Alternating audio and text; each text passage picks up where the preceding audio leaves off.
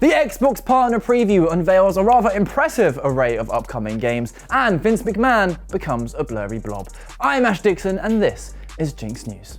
Let's be straight up, Xbox had a pretty miserable time last year. Their best game came out in January, Redfall was an unmitigated disaster, and Starfield was so focused on feeling massive it entirely forgot that it was meant to be fun too. Luckily, that gives Microsoft an incredibly low bar to improve upon, so unsurprisingly, 2024 is trending up. I mean, they've already had deep dives into games like Indiana Jones and Hellblade 2, and just this week we saw the absolute game changer that was the special edition SpongeBob Xbox Series X. In the words of the man himself, I'm ready, I'm ready, I'm ready, I'm ready.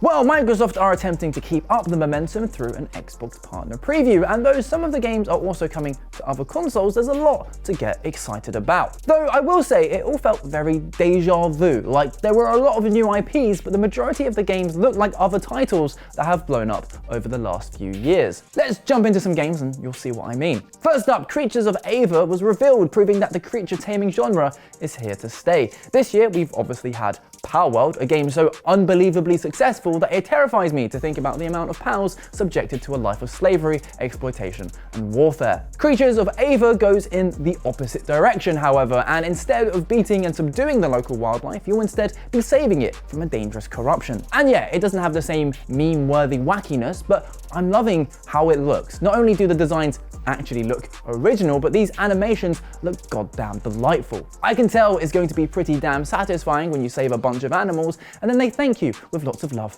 and affection. Although maybe I just find that particularly appealing as my landlord won't let me get a cat. Either way, everyone should be happy about this game's existence because it puts yet more pressure on Pokemon to stop churning out games that look over a decade old. And you know what? If they can't or won't step up, I'm glad other devs are jumping in to fill that gap. Oh, and it's coming to Game Pass too. And so is Sleight of Hand, a third-person card-slinging stealth sim from Riff Raff Games. And we've had some great stealth sims over the years, and many hoped Redfall might scratch that itch considering Arcane's history with Dishonored, but nope, that didn't happen. And now there's room for a game like Sleight of Hand to shine. And while no gameplay was revealed, its whole concept of utilizing a deck of cards opens up so many possibilities. Just from the trailer, we saw ideas like cards becoming mines that immobilize or paralyze your enemies, while others let you quick step around or dematerialize into a puff of smoke. The noir setting is also ripe for murder and mystery, so it really feels like Riff Raff have found a winning formula here. They just need to fulfill its potential. For the horror fans out there, we had The Sinking City 2 from Frogwares. It's a Lovecraftian survival horror set in a rendition of Arkham in 1920s United States. And while it was very much a cinematic reveal, you can tell right away that this game will be diving headfirst into the Lovecraftian theme of insanity. Expect the gameplay to revolve around retaining your grip on reality and all kinds of crazy things going down when you fail to do so. Which immediately made me think of Alan Wake 2. Was that the first game to do that? No, but it's arguably done it the best, and it's a rather intimidating game to be compared to. Capcom provided a fresh look at Kunitsu-Gami, Path of the Goddess, an upcoming action game with strategic elements. And while the graphics looked a tad dated, the actual art style and animations looked great. In fact, they said themselves that the Japanese-inspired universe follows in the tradition of titles like Okami, which I adored growing up, so that's a huge green flag from me. Its gameplay loop seems to revolve around a day-night cycle where you'll spend your day recruiting villagers and purging the defilement, all in preparation for nighttime when the monsters come out to play. Not only does the combat look slick as hell, but it seems they've sprinkled in some strategy, with the player able to reposition and task their recruits throughout the battle. Now, there's always a big risk of this slowing things down, but this all looks impressively seamless. And while it's coming to PS5 too, it will launch on Game Pass. Next up, we have Tales of Kenzera Zao, a side-scrolling Metroidvania from EA and Surgent Studios. And the art style, platforming, and combat immediately made me think of Prince of Persia: The Lost Crown. But is that a bad thing? Absolutely not. That game was surprisingly fantastic, and more of that, but in a rich new setting, will sound hugely appealing to a lot of people. And just like The Lost Crown, it will be dropping on PS5 and Switch, as well as Xbox and PC. And while we don't have time to cover all of the games, we'll round things off with the announcement trailer of Unknown 9 Awakening. Sadly, it has nothing to do with the famed Unknown from the Glasgow Willy Wonka experience. Instead, Palworld is a third-person action-adventure game that follows the story of Haruna, a talented heroine born with the ability to venture into the fold, a mysterious dimension that overlaps our own. There's one particularly cool sequence where she seems to temporarily possess her enemy, setting up a quick chain reaction of events, a mechanic that has the potential to be super rewarding. And just like Sleight of Hand, it's a game that will live and die by its gameplay. If Bandai Namco packs it full of creative choices and possibilities, it could be a lot of fun. And that's where we'll leave it for the Xbox Partner Preview.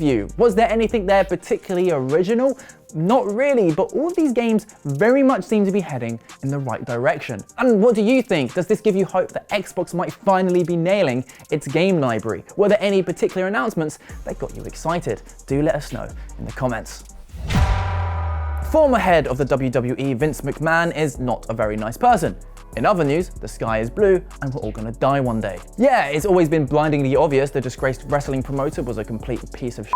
From the way he treated the wrestlers that made him his wealth to the racism and sexism that embroiled the WWE for decades, him stepping away from the organization was a relief to many. But of course, trouble continued to follow him afterwards, and he's now embroiled in a lawsuit concerning sexual assault and trafficking of a former employee. Now, obviously this story, like any other story of its type, should be about the victim, and we sincerely hope she receives the justice she deserves. But as we're a gaming channel, we want to focus on the games as much as we can, because apparently it's had a rather weird effect. 2K's latest iteration of their annual WWE 2K franchise includes WrestleMania Showcase, a mode in which players recreate famous WrestleMania matches throughout history. As part of that, there's a whole load of archive footage from previous WrestleManias to get players in the mood for whichever event they're taking part in. And of course, McMahon appears in this footage.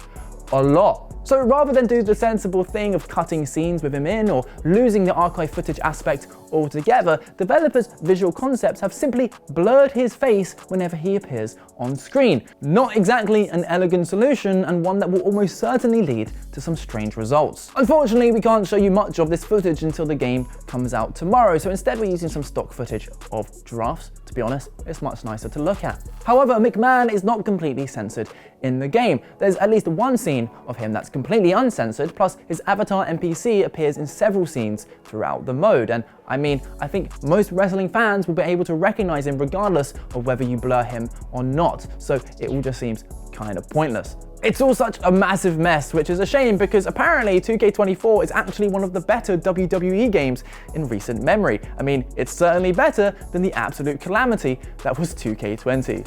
And that is the show. I just wanted to take a sec to say how much I appreciate you being here, and an extra like and subscribe would be lovely. Check out yesterday's show around here, and we'll see you tomorrow.